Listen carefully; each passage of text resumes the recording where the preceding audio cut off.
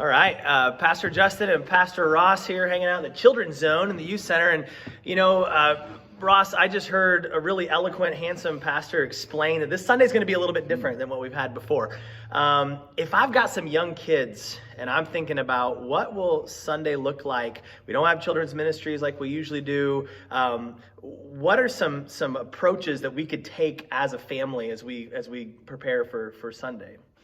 Yeah, that's a really good question, and I'm even thinking that now with two real little ones. Some of you guys have older kids than myself, so you've already been thinking about this. What is Sunday going to look like without children's ministry classes? And really, we still believe that we have an awesome opportunity. Whether you decide to stay home and watch it from the live stream, or whether you come in and worship in person, we still believe we have an awesome opportunity to worship with our kids this Sunday. And as we're kind of thinking about it, there's really three kind of categories or ways that we can think about how to make the most out of this Sunday as a family worshiping together. There's things that we can do before the service, before Sunday. There's things that we can do during the service, and there's things that we can do after the service to really take advantage and make the most out of our time together worshiping with our kids this Sunday. So thinking before the service, really one of the most basic things we can do is just set aside some time this week, sometime between now and Sunday morning, and talk about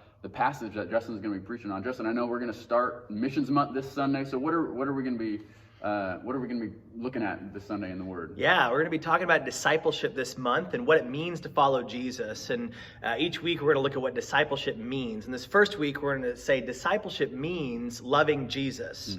And so we're going to talk about what does it mean to love Jesus. And we're going to look at Revelation chapter 2, the first 7 verses, and this church in Ephesus that had abandoned their first love of Jesus and other people. And so maybe it's reading those first 7 verses together, Revelation 2, 1 through 7, and then just asking and talking with our kids, what does it mean to love Jesus? And maybe why don't we sometimes love him? And what would it look like to come back to Jesus in a loving relationship?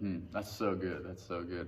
I think another thing that we can do in addition to talking about the sermon passage is have a conversation where you just are real honest as a family and talk about a game plan for what it's going to look like to sit through, whether it's in person or whether it's just in your living room on the couch.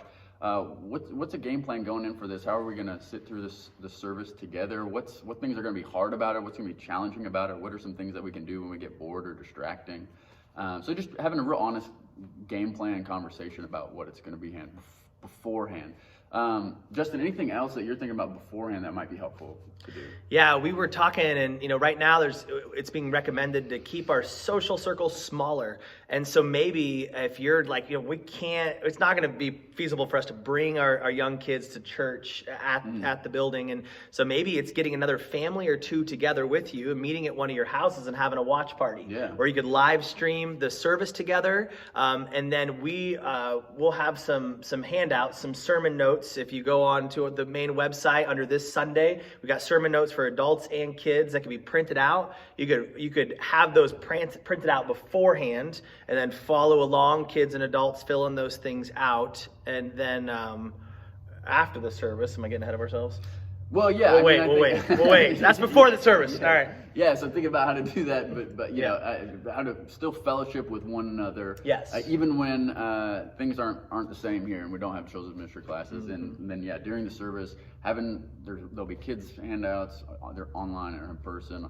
And if you do decide to come, if you decide not to watch the live stream but come in person, we want you to know it's okay if your kids get a little squirmy, if they're a little loud. We love kids. We're not afraid of that. If we're afraid of getting distracted, I can be louder than your kids. Yeah, and honestly, if we're really that concerned about being distracted, probably none of us should bring our cell phones in church either. That'll preach. I'm going to talk about it. As distracting as kids are. So, but yeah, so those are some things. During the service, bring some quiet and engaging games. I know you've probably thought about some of this, or maybe a like snack. Nerf guns? Like Nerf guns or cymbals, like yes. a drum set, mini drum set, something like that. I think would be awesome. Wonderful. So, Yeah, and then after the service, there's some things I think also that we can do to capitalize on our time as a family. Yeah, at the end of the message notes, we have questions for the car ride, or we call them questions for the quarantined now as well. And to talk through, there's 3 questions there you could talk through with your family, answering questions based on the message that was just preached. And then we'd really invite you, if you're there at each other's houses, it's going to be noon. Have a meal, being able to just share and fellowship with each other. We need community now in this season where we've been distanced more than ever. So just encourage you to do life together on Sunday. Yeah, we all got to eat lunch. We might as well do it with each other. Amen. Yeah, cool. All right. All right. Love you guys. See you in one form or another on Sunday. Yeah. See ya.